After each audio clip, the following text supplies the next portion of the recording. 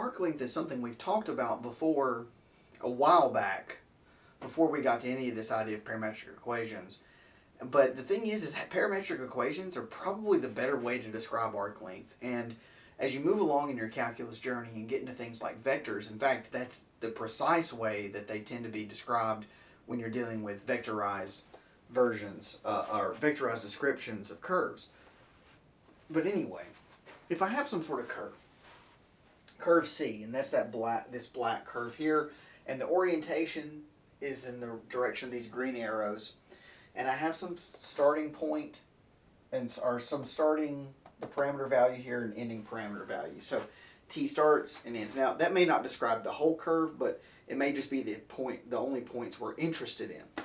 Now, as long as this curve doesn't or overlap itself, what you can do is you can draw these line segments. See these purple line segments? And those line segments, if I were to get the length of those, I could add up those lengths, and that would approximate this curve. Now, obviously, this is going to be, each of these is actually going to be an underestimation.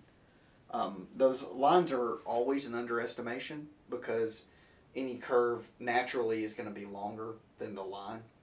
So, but that's okay, because with calculus we know that if we get a good approximation and then we take the limiting process, then all those errors will tend to zero and we have it, right? That's the whole idea behind doing things with an integral. But if I think about the way that the derivatives move, I say, okay, well, dx dt is describing how much change in x is happening as the parameter changes, and dy dt is determining how much a change in y is happening as the parameter changes. So if I have this point here, I can think about the change dx dt that's happening and the change dy dt that's happening. And I could use those as approximators for that length of that curve. Or conversely, I can work backwards and say, I know what the total change is here, therefore I'm going to assume that the change in y is that, and assume the change in x is that. Again, it's all the same thing because as we take the limiting process, these are going to go away. But what's nice here is we have ourselves a little right triangle, and the good old Pythagorean theorem works to say that s squared, so that length s squared, is approximately dx dt squared plus dy dt squared, or you could say approximately that it's the square, or that s is the square root, right? That's the idea with the Pythagorean theorem with the square root applied. And so we have this, and that approximates that region here. But remember, if we do this over the entire, we would have to take these sums, right? We could do this in a much more formal way. We could say, all right, well, what I'm going to do is come up with a series of line segments, and each line segment is approximately like a delta x squared plus delta y squared, and then we take the width of those strips down to 0 and all this, and we could go through it, and it's good math. There's nothing wrong with that. But the idea here is ultimately what you're going to end up with is something that looks like this. You're going to say, all right, the whole curve, which in this case I'm going to call the whole curve s, or the length of the curve s, with the curve is c. And if it's parameterized by t, then for some starting and ending value t, the length of that curve is given by this. Now, you have to watch out. The curve can't intersect on itself. So for instance, if you're trying to do a roller coaster, so and it comes back through, you're going to have an issue. However, it's not as big of an issue as you think. What you end up doing in those particular cases is you break it into segments. You say, all right, from t equals 0 to 5, that's where the loops start. That's where the bottom of the loop is. And then I do t from 5 to 8 or whatever. And in that case, the loop doesn't intersect itself. It's just that ribbon part. And then you say from t equals 8 to 12, that's the end of the curve. So you have 0 to 5, 5 to 8, 8 to 12. So you separate it into 3 segments. Each of those segments has no overlaps. Add it all together. Stitch it together. Easy peasy. But that's just a way to do it. Now, what's neat about this is that, again, this is a much more natural way to do it. If you go all the way back and recall how we did this before, we kind of did a little bit of hand waving, and you set up with this delta y, delta x and stuff. But this is extremely natural. dx dt and dy dt are clearly defined quantities. This square root makes intuitive sense. You don't have to do any weird algebra. and you sort of just get your answer. It goes straight from Pythagorean theorem to integral with a little bit of hand waving in between, unless you want to justify it more rigorously. So anyway, let's do an example. So what I've got here is sort of a contrived example. I've got a circle of radius 4. And what I'm going to do is I'm going to take a circle of radius 1 and I'm going to roll it. I'm going to roll it all the way up to the top. I'm going to start here and roll it all the way up to the top. And this little purple dot here represents the same exact point on the circle.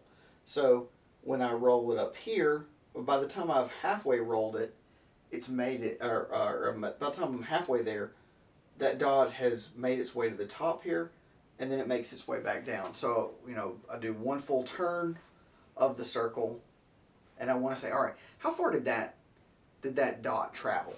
Now, clearly it traveled what you might think, and you know, maybe it didn't.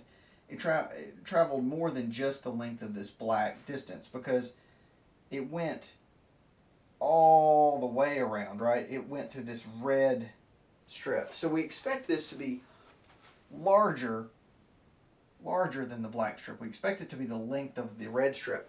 So the question is, how do we get that length? Well, the first thing we would need to do is we would need to model that. So if I were trying to come up with this, I would need to figure out some way to represent that parametrically. Luckily, that's been done for us already. And that's usually actually the hardest part, is coming up with the model. And that's that x and y can be represented by these functions. And so take a moment and say, thank you, somebody, for doing this model for me. I would not have been able to do this, because it's pretty difficult, right? You have to figure out how to kind of create these little, especially if you kept going, it's almost like these little Mickey Mouse ears on that. It's harder than you think. Modeling is extremely difficult. So anyway, I'm doing there, and what I notice is that t is going to run from 0 to pi over 2. And that comes from the fact that if you look at this model here, it actually, these are kind of very interrelated. But your t value is going to go up. So you could think of like a theta here, and theta goes from 0 to pi over 2. Anyway, so what we want to do is we have to follow this, so we need dx dt, we need dy dt. So if I take the derivative here, I get this. I take the derivative here, I get that. I'm not going to belabor it. Hopefully you feel comfortable enough with derivatives now that that's not a problem. So then what I do is I square this plus that one squared. Now the first thing I'm going to do is pull out a 5, because I notice that there's a 5 and a 5 and a 5 and a 5. Everything in the world has a 5 next to it. So if I pull out a 5, well, that 5 is squared, but then I take a square root, so it comes out as just a 5. Now, that's just properties of square root. Feel free to work that out on paper if that makes you feel better, but I promise you it's going to come right out as a 5. So then I actually have to, once that's out, I actually have to square these things, so I get all this terms. So again, pause and look at it if you need to, work it out algebraically, but I just wrote it there so you'd have it. The next thing you're going to do is you're going to use Pythagorean identities. You're going to say, oh, this is sine squared plus cosine squared. That's 1. That should be a 5t there.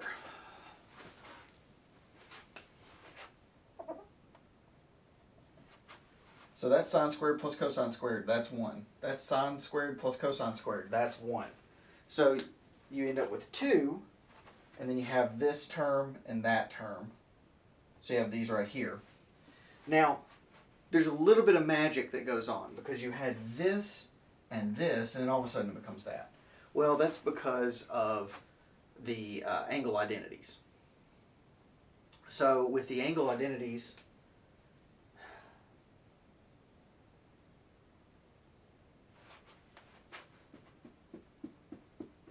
give me a second. That's wrong. That can't be right.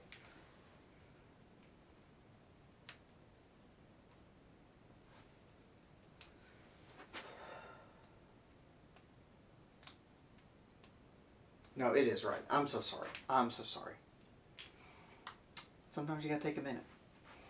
So, if you take cosine 4t and you write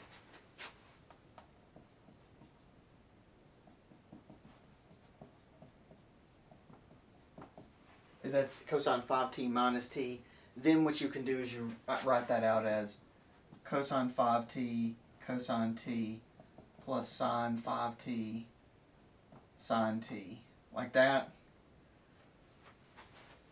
Which is basically what we have here, but they're all negative, so everything becomes negative. And then you have another identity, which this is equal to that because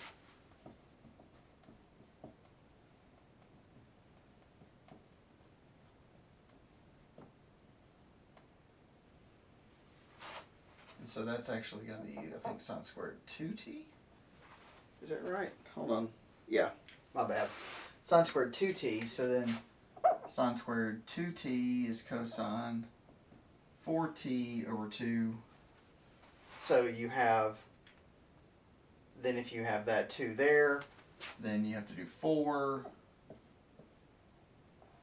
like that. I'm doing a lot of erasing here. It's really just, again, it's all trig and algebra mixed together.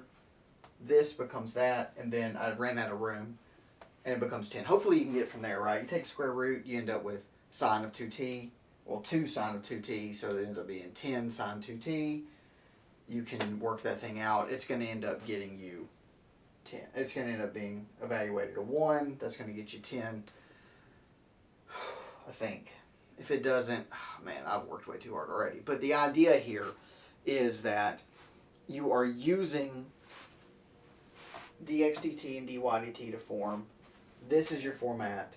Work it all the way through, and it gets you this little loop here. Now, recall that if I were doing the whole thing, if I were doing 1/4 of the circumference, well, that's 1/4 2 pi r, where r is 4, so 1/4 2 pi 4, which is 2 pi, which is roughly, 6.28 or whatever, right?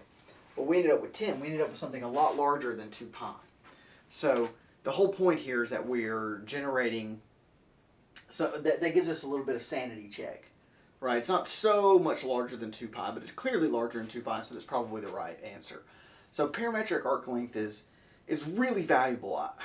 Maybe I didn't do it justice here, but I would strongly recommend taking a look at this stuff, getting familiar with it, because as you move into vector calculus, this is going to be the way that a lot of vectors are described, and this is going to be the methodology you're going to be using for doing curves, not just in 2D space, but in 3D space and beyond.